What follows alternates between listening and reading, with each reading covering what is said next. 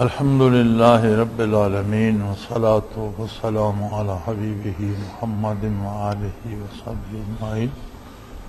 اعوذ باللہ من الشیطان الرجیم، بسم اللہ الرحمن الرحیم۔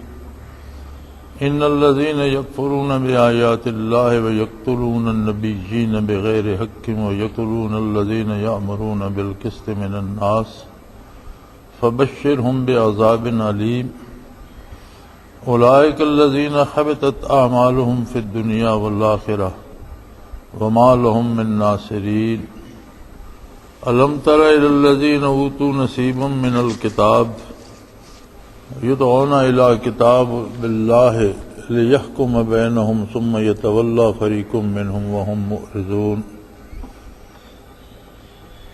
ذلک بانہم قالوا لن تمسنا النار الا ایاما معدودات وغرهم في دينهم ما كانوا يفترون۔ فكيف إذا جمعناهم ليوم لا ريب فيه ووفيت كل نفس ما كسبت وهم لا يظلمون۔ اللهم سبحانك لا علم لنا إلا ما علمتنا إنك أنت العليم الحكيم۔ مولاي صل وسلم دائما أبدا على حبيبك من زانت به السرور۔ انسانی کردار کس طرح سے انسان کے دل کو اور اس کے ذہن کو متاثر کرتا ہے،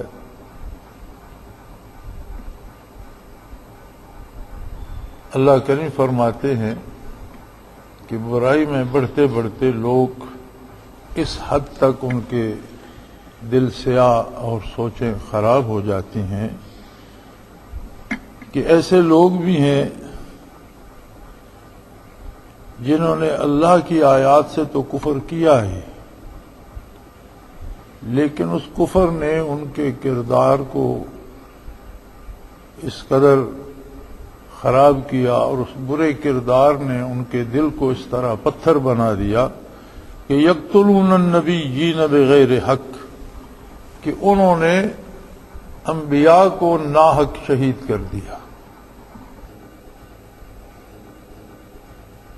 تو انبیاء کا جو قتل تھا وہ تھا ہی ناحق، تو قرآن نے اس کی تاکید اس لیے فرمائی کہ خود قتل کرنے والے بھی اسے ناحق سمجھتے تھے، یعنی دل سے وہ جانتے تھے کہ جو یہ فرما رہے ہیں وہ بات برحق ہے اور جو ہم کر رہے ہیں وہ غلط ہے، یہ اللہ کے نبی ہیں اور رسول ہیں، لیکن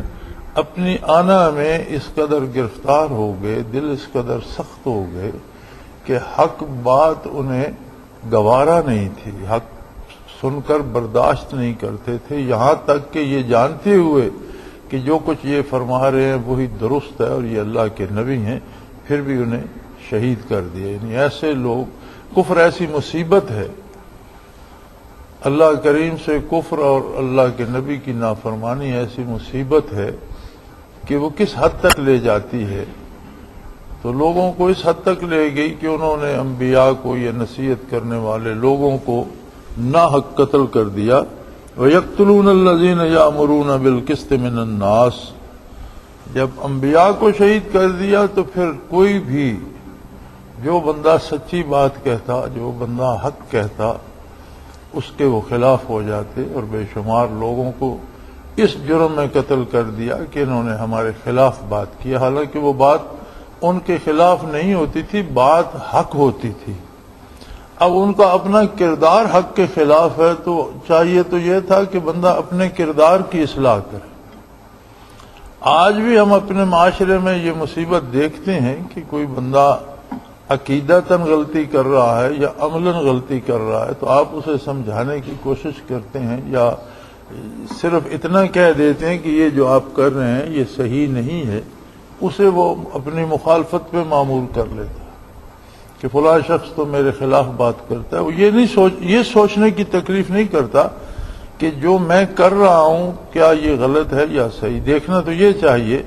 کہ اگر واقعی میں غلط کر رہا ہوں تو پھر جو غلطی کی نشاندہی کرتا ہے وہ مخالف نہیں ہے، بلکہ وہ تو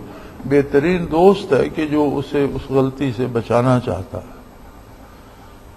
لیکن ایسا ہوتا نہیں، ہوتا ایسا ہے، اور ایسا کیوں ہوتا ہے اللہ کریم نے فرمایا کہ یہ اللہ کی آیات کے انکار کا اثر ہے، کفر کا اثر ہے، نافرمانی کا یہ اثر ہے کہ دل اس طرح سے ہو جاتے ہیں اور سمجھ الٹ جاتی ہے، وہ حق کو نہیں سمجھتے بلکہ اس کا الٹا مفہوم لیتے ہیں کہ یہ نہیں کہتے کہ یہ بندہ ٹھیک کہہ رہا ہے چلو ہم مانیں یا نہ مانیں لیکن اس کی بات ٹھیک ہے، بلکہ وہ سمجھتے ہیں یہ ہماری مخالفت کر رہا ہے۔ تو ایسے لوگوں کے لیے ارشاد فرمایا فبشرہم بعذاب علیم، ایسے لوگوں کو دردناک عذاب کی خوشخبری سنا دیجئے۔ یعنی ایسے لوگوں کو اور کیا خبر دی جائے گی، جو کچھ وہ کر رہے ہیں اس کا انجام جو ہے وہ بہت دردناک عذاب ہوگا۔ اور حق کی مخالفت کی ایک سزا تو یہ ہے کہ اس جرم کا عذاب بڑا دردناک ہوگا، دوسری اس سے بھی بڑی سزا یہ ہے کہ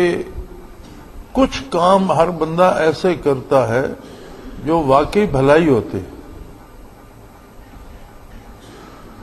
نافرمان بھی، گمراہ آدمی بھی، کافر بھی کچھ کام ایسے کر لیتا ہے جو واقعی بھلے ہوتے ہیں، کسی بیمار کی مدد کر دیتا ہے، کسی محتاج کی مدد کر دیتا ہے، کوئی راستہ بنوا دیتا ہے، کوئی ہسپتال بنوا دیتا ہے، ایسے کام جو واقعی نیکی ہوتے ہیں۔ فرمایا جو لوگ اس قدر سخت دل ہو جاتے ہیں کہ حق کو سننا برداشت نہیں کرتے، ان کے ایسے سارے اعمال بھی سلب ہو جاتے ہیں جو واقعی بھلے ہوتے ہیں۔ اولئک الذین حبطت اعمالہم فی الدنیا والآخرہ، ان کے جو بھلے کام ہیں وہ بھی سلب ہو جاتے ہیں اور انہیں کوئی بدلہ نہیں ملتا، نہ دنیا میں نہ آخرت میں۔ ورنہ کافر میں بھی، کفر کی بھی قسمیں ہیں، اگر اتنی شدت اس کے دل میں نہ آ جائے تو اللہ کریم کافر کی نیکی کو بھی ضائع نہیں فرماتے، آخرت میں تو اس کے لیے اسے کچھ نہیں ملے گا، چونکہ آخرت پر تو اس کا ایمان ہی نہیں ہے، آخرت کے لیے کافر نیکی کرتا ہی نہیں ہے۔ آخرت کے لیے نیکی تو وہ کرے گا جو اللہ کو مانے گا، یوم حساب کو مانے گا، اللہ کی کتاب کو مانے گا، اللہ کے نبی کو مانے گا، تو وہ کوئی عمل آخرت کے لیے بھی کرے گا۔ اب جس میں ایمان ہی نہیں، اگر وہ کوئی بھلا کام کرتا ہے تو دنیا کے فائدے کے لیے، کبھی یہ ہوتا ہے کہ میری بیماری ٹھیک ہو جائے، کبھی خود کو شریف آدمی مشہور کرانا چاہتا ہے، اچھا آدمی کہلوانا چاہتا ہے، تو جو اس کی خواہش ہوتی ہے کافر کی نیکی کا وہ بدلہ کم از کم دنیا میں اللہ کریم اسے دے دیتے، یعنی نیکی ضائع نہیں جاتی اور دنیا میں اسے اس کا بدلہ مل جاتا ہے۔ لیکن اگر کفر اتنا شدید ہو جائے کہ احکام الہی کی اور صداقت کی مخالفت پہ اتر آئے اور جو بھلی بات کرے وہ سمجھے یہ میرا مخالف ہے، یعنی خود کو بالکل ہی حق کے مقابلے میں ایک طاقت سمجھ لے، تو فرمایا ایسے لوگوں کے جو بھلے کام بھی اگر ان سے کوئی ہو جائے تو ان کا کوئی اجر انہیں دنیا میں بھی نہیں ملتا، نہ ان کی اس نیکی کو کوئی شرف قبولیت ملتا ہے، تو آخرت میں تو خیر کافر کو کوئی بدلہ ملے گا ہی نہیں، چونکہ آخرت کے لیے تو اس نے کیا ہی نہیں۔ ہر عمل ایسے ہے جیسے ہم کسی دکاندار کو ایک سکہ دیتے ہیں اور اس کے بدلے کوئی چیز طلب کرتے ہیں، تو ہر عمل اس طرح سے ہے کہ اللہ کریم کی رضا کے لیے ہم وہ عمل کرتے ہیں، اللہ اس کے بدلے رحمت فرماتے ہیں۔ آخرت میں جو بدلہ ملے گا، مومن کو بھی جو بدلہ ملے گا وہ محض اللہ کی رحمت ہوگی۔ دنیا میں کوئی ایسا بندہ نہیں ہے کہ جو اتنی نیکیاں کر سکے جتنے احسان اللہ کریم کے اس پر پہلے سے موجود ہیں۔ اگر عدل بدلے کی بات ہو تو اللہ کی جتنی نعمتیں ہم استعمال کر رہے ہیں ان کا شکر ادا نہیں ہو سکتا، اگر ہم ساری زندگی سجدے ہی میں گزار دیں تو بھی ان کا حق ادا نہیں ہو سکتا۔ تو آخرت میں جو کچھ ملے گا، جتنا ملے گا، وہ سارا انعام ہوگا اللہ کی طرف سے۔ نیکیوں کا بدلہ اس دنیا میں بھی ملتا ہے اور آخرت میں مزید اس پر اللہ کا انعام ملتا ہے۔ لیکن کافر کی نیکی جس ضرورت، جس ارادے، جس نیت سے وہ کرتا ہے، وہ دنیا میں اسے جتنا اللہ چاہے دے دیتا ہے۔ آخرت کے لیے چونکہ وہ کرتا ہی نہیں، اب ہم دکاندار کو ایک سکہ دیتے ہیں کہ ہمیں چینی دے دو، تو اس کے بدلے وہ چینی دے دیتا ہے، تو پورا ہو گیا۔ اب ہم سمجھے کہ ہم نے آپ کو اتنے روپے دیے تھے، چینی لے لیں، پھر کہیں کہ وہ فلاں چیز بھی ہمیں دے دو، تو وہ تو نہیں دے گا، اس کی تو قیمت پوری ہو گئی۔ تو آخرت پر کافر کا ایمان نہیں ہے۔ دنیا کے لیے اگر کوئی نیکی کرتا ہے، کنواں بناتا ہے، تالاب بناتا ہے، کسی غریب کو کوئی چیز دیتا ہے، کسی بیمار کو دوا دیتا ہے، اور کوئی اس طرح کا کام کرتا ہے، تو اس کا بدلہ جو اس کی نیت ہو، شہرت چاہتا ہے شہرت مل جاتی ہے، دولت چاہتا ہے دولت مل جاتی ہے، جتنا بدلہ اللہ چاہے وہ دے دیتا ہے۔ آخرت میں اس کا کوئی حصہ نہیں، کیونکہ آخرت کے لیے اس نے کی ہی نہیں۔ مگر جن کے دل اتنے سخت ہو جاتے ہیں کہ اگر انہیں حق بات کہی جائے تو وہ سمجھتے ہیں یہ ہماری مخالفت ہو رہی ہے، وہ حق کے مقابلے میں اپنے آپ کو ایک مستقل طاقت سمجھ لیتے ہیں، ان کی کسی بھلائی کا کوئی بدلہ نہ دنیا میں ملتا ہے نہ آخرت میں۔ وما لہم من ناصرین، اور کسی کی یہ جرت بھی نہیں ہے کہ پھر وہ ان کی مدد کر سکے، کوئی ان کا معاون و مددگار بھی نہیں ہوتا۔ فرمایا ان کا حال یہ ہے کہ آپ دیکھتے ہیں اے مخاطب، الم تر الی الذین اوتوا نصیبا من الکتاب، آپ دیکھتے ہیں کہ انہیں اپنے وقت میں کتاب دی گئی، اور ایک بہترین کتاب دی گئی۔ اوتوا نصیبا من الکتاب، ایک بہت اچھی کتاب، حق کی کتاب، اللہ کی طرف سے نازل کی گئی تورات، کیونکہ یہ یہود روز اول سے نبی کریم صلی اللہ علیہ وسلم کے اور اسلام کے مخالف تھے، اور ابھی تک ان کی اس مخالفت میں کوئی کمی نہیں آئی۔ تو وہ لوگ جو اپنے آپ کو حق کے خلاف ایک مستقل طاقت سمجھ لیتے ہیں، ان کی بہترین مثال یہی بد نصیب لوگ ہیں۔ یہود سب سے آگے ہیں اس میں۔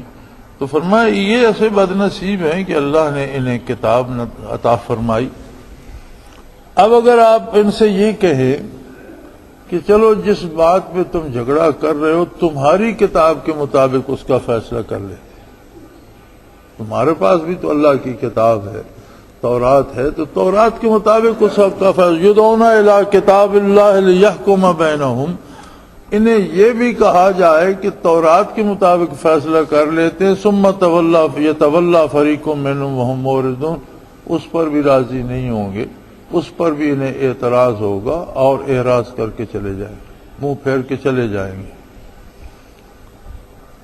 یعنی جسے خود اللہ کی کتاب مانتے ہیں، اور واقعی اللہ نے انہیں جو کتاب دی تھی، اگر یہ خوشبخت ہوتے تو اس پر عمل کرتے۔ اب اس کتاب میں بھی حضور نبی کریم صلی اللہ علیہ وسلم کی بعثت کی بشارت موجود ہے، اور ان کے لیے اطاعت کا حکم موجود ہے، اور ہزار تحریف کے باوجود یہ احکام بعثت نبوی علیہ صاحب الصلاۃ والسلام کے وقت بھی موجود تھے،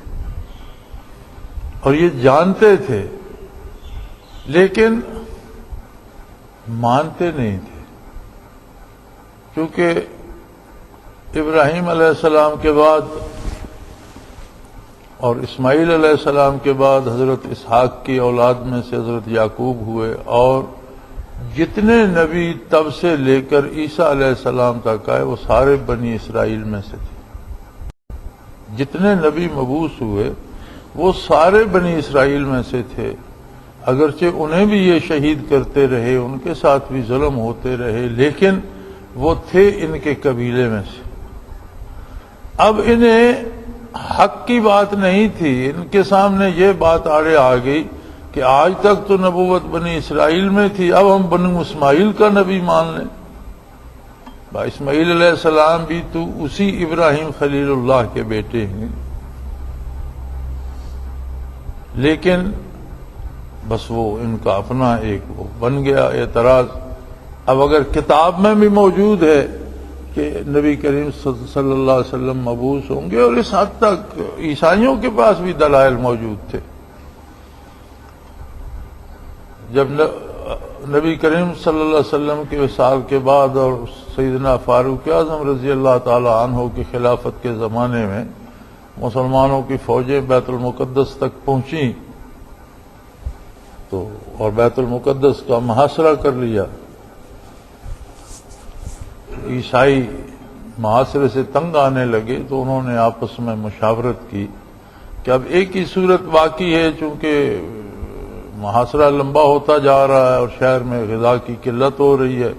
بالآخر لوگ بھوک سے مرنے لگیں گے، تو ایک ہی صورت باقی ہے، یا تو ہم شہر چھوڑ دیں، مسلمانوں کے حوالے کر دیں، یا پھر ہم یک بارگی ساری قوت سے باہر نکل کر لڑیں، مقابلہ ہو جائے جسے فتح شکست ہوتی ہے۔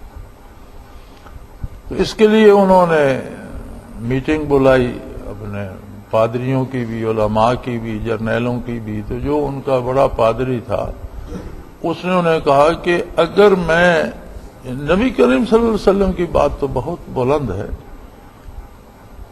اس وقت ان کا خلیفہ ثانی ہے جو حکمران بھی ہے، اگر میں اس خلیفہ کو دیکھوں تو ہماری کتاب میں بھی اتنی تفصیل موجود ہے کہ میں اس شخص کو دیکھ کر تمہیں بتا سکتا ہوں کہ یہ نبی بھی برحق تھا، یہ خلیفہ بھی برحق ہے، اور اگر وہ خلیفہ برحق ہے تو ہماری کتابوں میں بھی یہ موجود ہے کہ اس کے ہاتھ پر بیت المقدس فتح ہوگا، پھر لڑنے کا کوئی فائدہ نہیں سوائے بندے مروانے کے، فتح انہی کو ہوگی۔ لیکن اگر وہ بندہ نہیں ہے، وہ نشانیاں جو ہمارے پاس کتاب میں ہیں اس میں موجود نہیں، تو پھر کوئی نہیں فتح کر سکتا، پھر تمہیں لڑنا چاہیے۔ چنانچہ انہوں نے مسلمانوں کے سامنے یہ شرط رکھی کہ اگر آپ کے امیر المومنین یہاں تشریف لے آئیں تو ان سے بات کر کے ہم شہر تمہارے حوالے کر سکتے ہیں۔ یہ بات مدینہ منورہ عرض کی گئی، سیدنا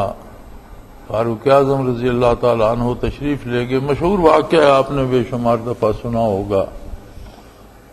تو وہاں جب اس بڑے پادری نے حضرت عمر فاروق رضی اللہ عنہ کو دیکھا تو اس نے تصدیق کی کہ یہ بالکل وہی شخص ہے اور وہی نشانیاں موجود ہیں جو ہمارے پاس پہلے سے کتابوں میں موجود ہیں۔ یعنی اگر خلیفہ دوم تک کی نشانیاں تمہیں پتہ ہیں تو نبی کی نشانیاں کس طرح نہیں پتہ؟ یعنی اس حد تک اگر ان کے علماء کو علم تھا تو حضور صلی اللہ علیہ وسلم کی صداقت سے بے خبر تو نہ تھے، لیکن بد نصیبی یہ تھی کہ خود کو حق کے خلاف ایک مستقل طاقت سمجھ لیا تھا اور حق کو اپنے خلاف سمجھتے تھے۔ آج بھی ہماری بد نصیبی یہ ہے کہ یہ بیماری آج ہم میں بھی موجود ہے۔ کوئی شخص غلط کر رہا ہے، برائی کر رہا ہے، اس کے ساتھ شامل ہو جائیں، اس کی تائید کریں اور اسے کہیں تم ٹھیک کر رہے ہو تو بڑا خوش ہوگا، لیکن اگر اسے آپ سمجھانے کی کوشش کریں اور اسے بتائیں کہ جو آپ کر رہے ہو یہ غلط ہے اور حق یہ ہے کہ اس طرح سے کیا جائے، تو وہ یہ نہیں کہے گا کہ یہ بندہ مجھے نصیحت کر رہا ہے یا حق بات بتا، وہ کہے گا یہ میری مخالفت کر رہا ہے۔ ایک صورت تو یہ ہے کہ بندہ کہے کہ بات تو یہ جو یہ کہہ رہا ہے یہ حق ہے لیکن میں نہیں مانوں گا، تو حق کو تو حق مانے کم از کم، لیکن ہوتا یہ ہے کہ وہ بندہ کہتا ہے کہ یہ میری مخالفت کر رہا ہے۔ تو یہ بڑی بد نصیبی کی بات ہے، اور ہمیں چاہیے کہ قرآن حکیم کے حوالے پڑھ کر ہم مطمئن ہو جاتے ہیں یہ فلاں کافر کے بارے ہے، یہ فلاں مشرک کے بارے ہے، یا بشارتیں ہوں تو یہ فلاں لوگوں کے بارے ہیں، یہ صحابہ کرام کے بارے ہیں۔ قرآن قیامت تک کی ساری انسانیت کے لیے ہے، بے شک مثالیں ان کی دے، لیکن قرآن کے احکام اور اس کے قواعد و ضوابط قیامت تک کے ہر انسانیت کے ہر فرد پر لاگو ہوتے ہیں۔ تو دیکھنا یہ چاہیے کہ کہیں یہ بیماری تھوڑی یا بہت ہمارے اندر تو نہیں، کیونکہ ہمیں اپنا حساب دینا ہے۔ وہ لوگ جو کر کے گئے بھلا کر کے انہیں اللہ بھلا نصیب کرے گا، جن سے غلطیاں ہوئیں وہ اللہ کا حساب ہے، معاف کرے تو وہ مالک ہے، سزا دے تو اس کے اپنے بندے ہیں۔ تلک امۃ قد خلت لہا ما کسبت ولکم ما کسبتم، یہ لوگ تھے جو گزر چکے، جو کچھ انہوں نے کیا وہ ان کے لیے ہے، لیکن تمہارے لیے وہ ہوگا جو تم خود کرتے ہو۔ تو دیکھنا یہ چاہیے کہ کیا ہم میں حق کو قبول کرنے کی استعداد ہے اور حق کو حق سمجھتے ہیں کہ نہیں۔ اور اگر ہم بھی اسی طرح اعراض کرتے ہیں، ہمارا بھی حال وہی ہے۔ آج اپنے اطراف میں دیکھ لیں،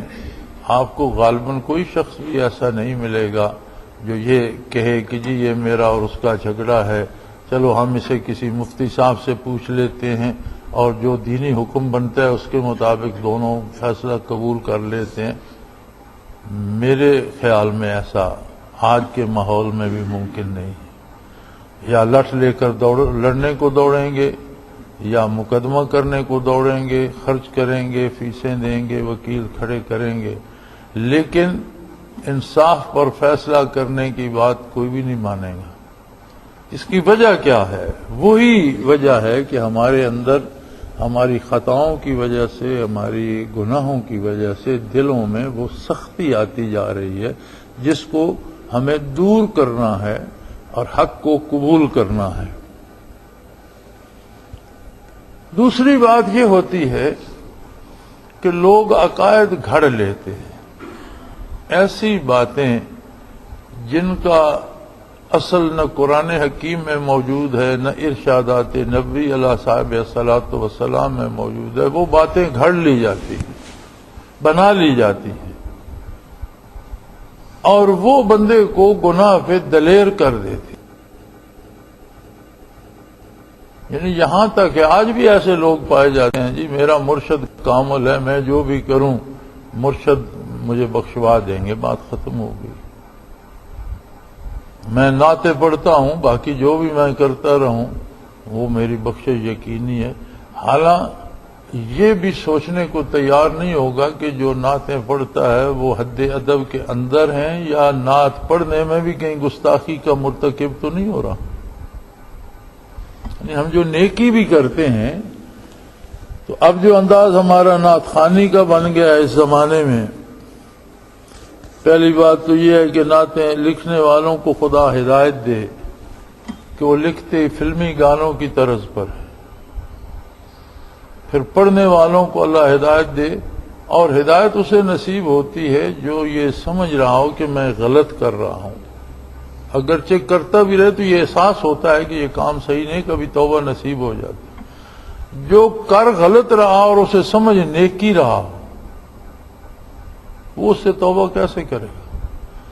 تو اسی نعتیہ جو ہوتی ہیں محافل، انہی کو آپ دیکھ لیں کہ وہ شور و غل بپا ہوگا، اب بارگاہ نبوی میں نعت پیش کی جا رہی ہے، اور ان نعت خانوں کا عقیدہ یہ ہے کہ جہاں محفل نعت ہوتی ہے حضور وہاں بنفس نفیس موجود ہوتے ہیں۔ تو یہ جو دھما چوکڑی مچا رہے ہو، کیا یہ ساری حضور کے سامنے مچا رہے ہو؟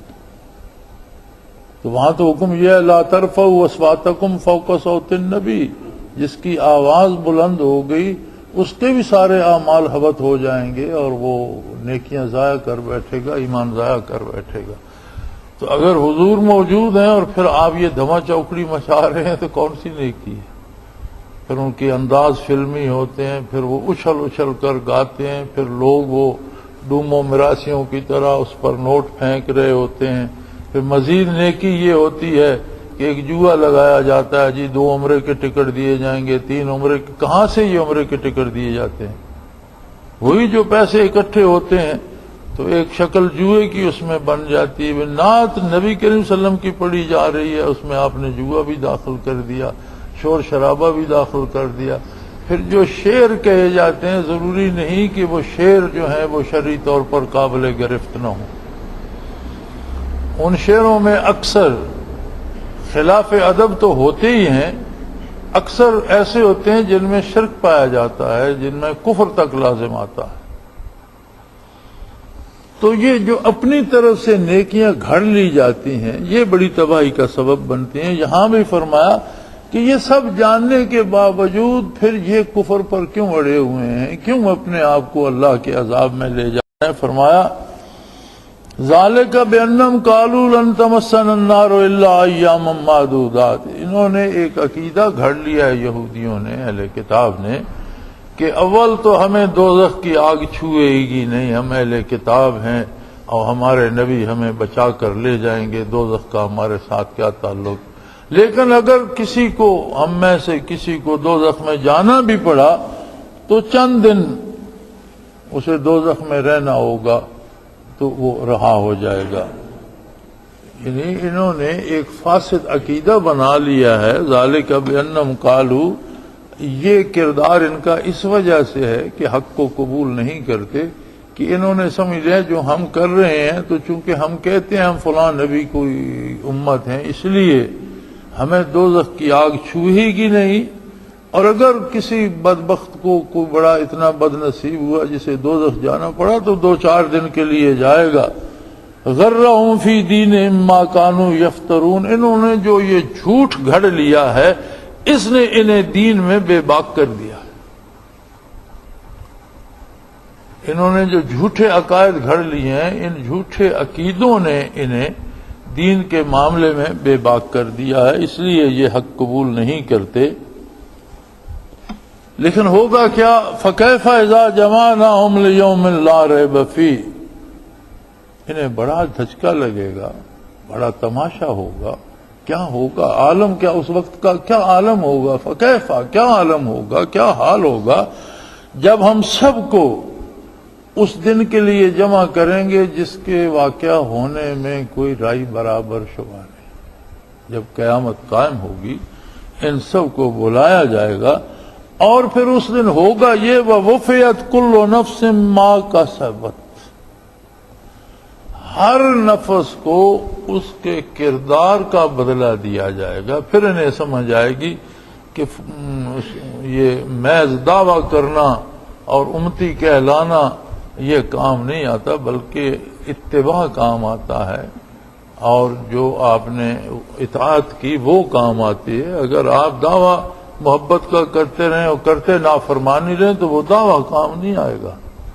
اس عمل پر اجر ہوگا جو آپ نے کیا ہے، کردار پر اجر ہوگا۔ تو فرمایا یہ لوگ تو بڑے پریشان ہوں گے، ان کا کیا حال ہوگا جب ہم سب کو اس دن جمع کریں گے جس کے واقعہ ہونے میں کوئی شک نہیں ہے۔ وَوُفِّيَتْ كُلُّ نَفْسٍ مَا كَسَبَتْ وَهُمْ لَا يُظْلَمُونَ، ہر متنفس کو اس کے عمل کا بدلہ دیا جائے گا،